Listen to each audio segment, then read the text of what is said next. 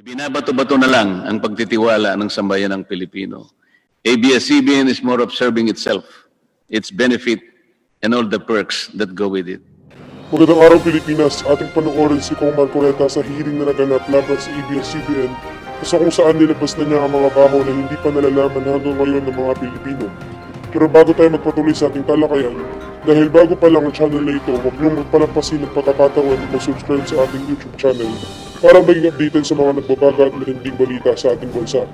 Huwag kalimutang i-like at i-share ang video para mas marami pang makapanood. Huwag natin patagalin pa at panoorin na natin ang video ito. Hearing resumed. Kong Marcoleta, please proceed po. Thank you, Mr. Chair. I was requested to go back a few lines. I'll start with alleged black time with Amkara. Ganito rin po ang napatunayan na ginawa ng ABS-CBN nang gamitin nila ang Channel 43 para lumipat mula sa analog papunta sa digital na sistema. Mula pa sa demonstration period na ibinigay ng NTC sa ABS-CBN na hanggang June 30, 2015 lamang, ito ay nagpatuloy sa pag-broadcast ng TV Plus at pay-per-view hanggang ito ay umabot ng 5 taon at 4 na buwan. At 1 taon bago matapos ang prangkisa ng ABS-CBN at Amkara, ay ibinenta nito ang 49% ng kanyang pagmamay-ari nito sa Amkara. At nagkunmang na black timing lang ang lahat para mapagtakpan ang paggamit ng TV Plus sa pag-akala nito na ang prangkisa ng Amkara ay hindi na mapapansin na paso na rin noon pang Mayo 4, 2020. Nabuko pa ang ABS-CBN ng mapatunayan sa pagdinig na hindi black time ang arrangement nila, kundi isang use of rock na ipinagbabawal po sa prangkisa. Ito po ay dahil sa pag-amin na rin ni Ginoong Karandang na sa halos 24 na taon ng ABS-CBN ang gumagamit sa kanilang frequency, gamit ang sariling logo, tauhan, pasilidad sa pag-ere ng kanilang programa. Pati nga ang kanilang transmitter na pinatunayan ng NTC at ng Ginoong Karandang na patuloy na ginamit kahit sila ay merong cease and desist order na tinanggap mula sa NTC noong Mayo 5, 2020 sa kabila ng pagsisiguro sa akin ni Ginoong Carlo Katigbak na sarado na ito dahil siya raw mismo ang nag-utos nito. Kaya marami po siguro ang makakasuhan ng perjury dito. For 24 hours a day, 7 days a week, makikita po sa slide dyan, for the past 24 years, ABS-CBN did broadcast all its shows through the Studio 23 frequency of Amkara, with only 3 hours sign-off. Amkara has not shows of its own. It has no other client except ABS-CBN.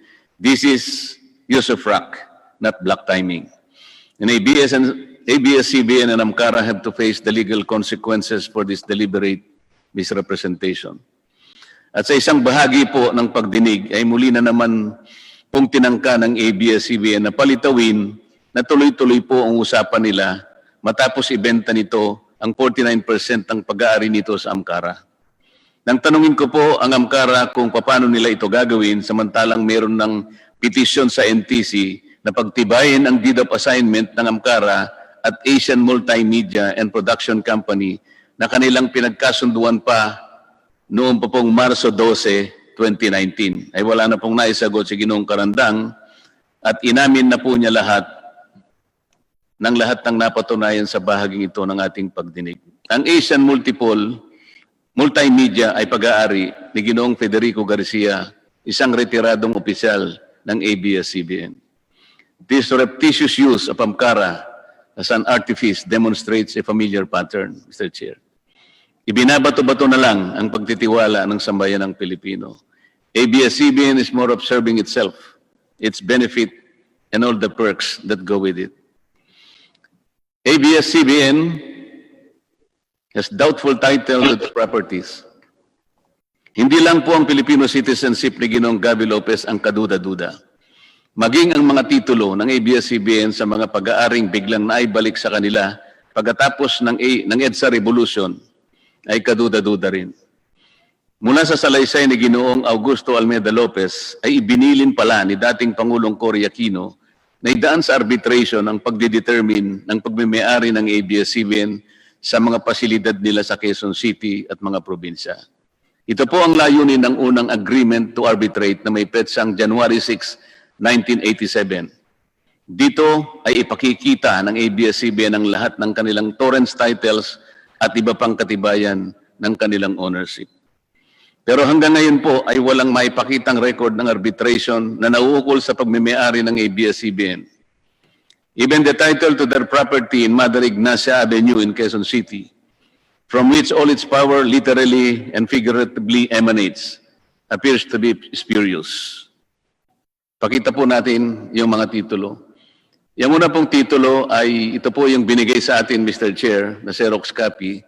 Sa bandang ibaba po niyan, makikita po ninyo ang titulo ng pinagkunan ng kanilang sariling titulo. Yung nasa kanan naman, yan po yung nasa pag-iingat ng Register of Deeds. Makikita po sa dalawang titulo na yan, parehong-pareho, na yan po ay Owner's Duplicate Certificate. Hindi po makita sapagkat wala sa vault ng Registry of Deeds ng Quezon City yung original title. Kasi po kung pupunta kayo doon para humingi ng electronic copy ng original title, yun po ay makikita ninyo at madidistingue sapagkat ang original title, nakasulat sa left margin nito yung salitang original title. Pakita po nyo yung dalawa pang titulo. Yan pong dalawang nakikita nyong titulo, yung bandang kaliwa, yan po yung pinagmulan na titulo ng ABS-CBN, yung TCT number 110731. Magtataka po kayo dyan pag sinuri ninyo, ibang lugar po ang nakalagay dyan, parang bagong Nayon, Quezon City, at ang kanyang area ay 42 square meters, hindi po 44,000 plus square meters na nandun sa kanilang titulo. Yan naman pong nasa kanan, Mr. Chair, yun po ang kakambal na numero ng titulo ng ABS-CBN, meron din silang titulo 125702. Sa makatuwid, dalawang titulo pong magkamuka, magkapareho. Yung isa po ay ibang lugar na naman, pero yan ay 400 square meters lang. Ang nakakapag-intriga pa po dyan, Mr. Chair, meron pong minota na nakalagay for provisional registration. Pero 53 taon nang nakararaan, hindi naman po nila makita o hindi maipakita sa atin yung kopya ng petition for registration. Ang katibayan na maaring wala pong ganun, sapagkat hindi man lang naka-annotate do sa likod ng titulo na dapat sana ay naka-annotate po yung petition for registration sa likod ng titulo. Wala po. At the very least, Mr. Chair, makikita natin doon yung title ng kaso, Petition for Registration or Petition for Provisional Registration, yung case number, at pati na po yung pangalan po ng korte. Halimbawa po, Branch 110 ng Regional Trial Court, ang Quezon City. Wala po lahat yun. Kaya talaga pong kaduda-duda yung titulo mismo ng ABS-CBN diyan sa may Mother Ignacia na kung saan nandyan po ang kanilang headquarters. Ito po siguro ang dahilan, Mr. Chair, kung bakit ipinasya ni Pangulong Cory Aquino na idaan ang lahat sa arbitration. Sa kasamang palad, wala nga po silang maipakita ng record ng arbitration na ito hanggang sa ngayon. Tax evasion. It was conclusively proved that ABS-CBN and its subsidiaries engaged in complex schemes to unjustly avoid paying taxes or unconscionably reduce the taxes due to the government. Nakasad po sa prangkisa ng ABS-CBN na dapat itong magbayad ng tama at kaukulang buwis sa pagtuos ng BIR.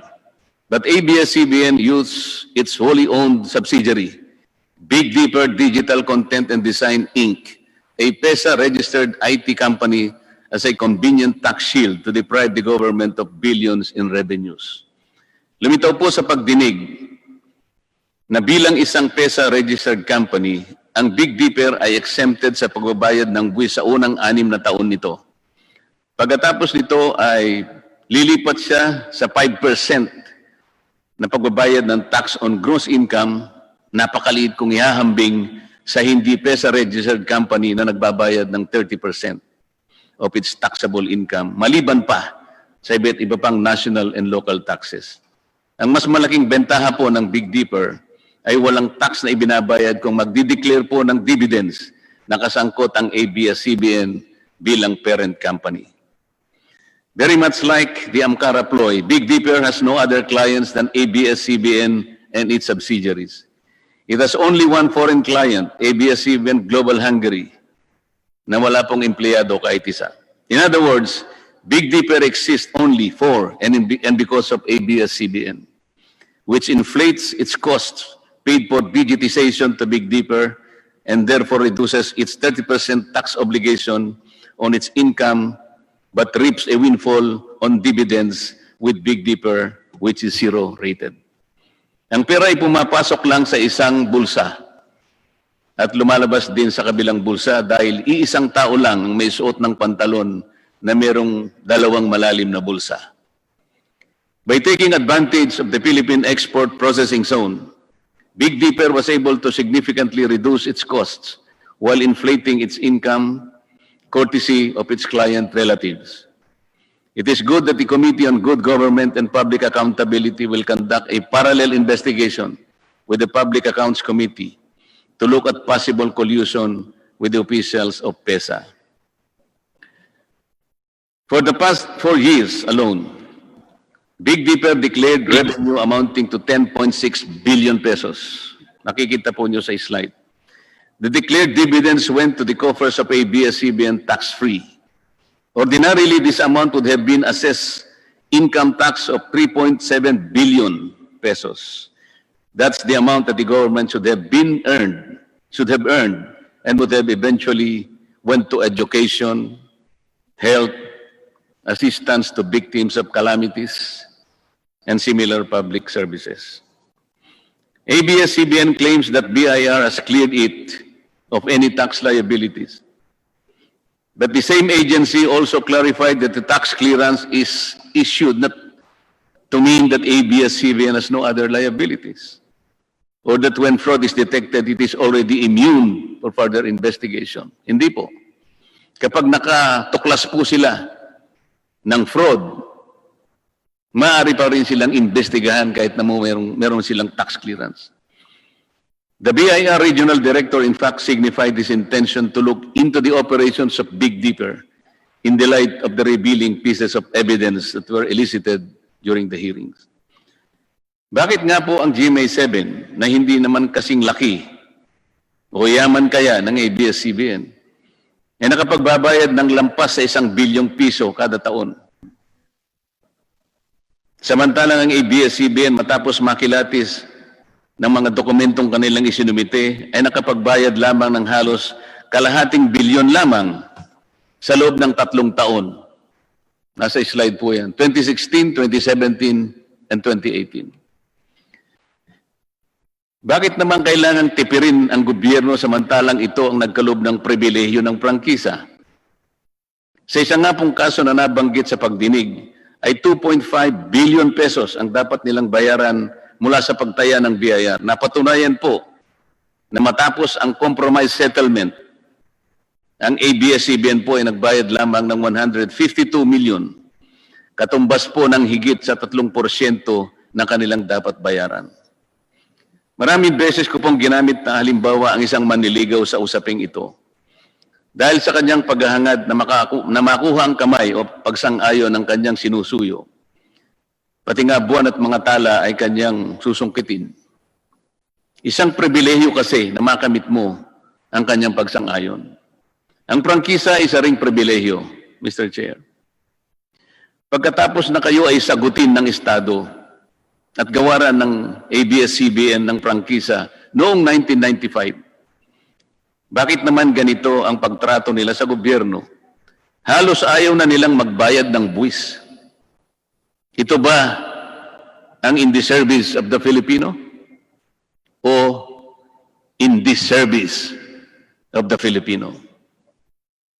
Unfair labor practice. The proceeding... Ibahagi ninyo ang inyong opinion at reaksyon tungkol sa balitang ito sa comment box. I-like at mag-subscribe na rin sa ating channel para maging updated sa balita. Maraming salamat at pagpalain kayo ng Diyos.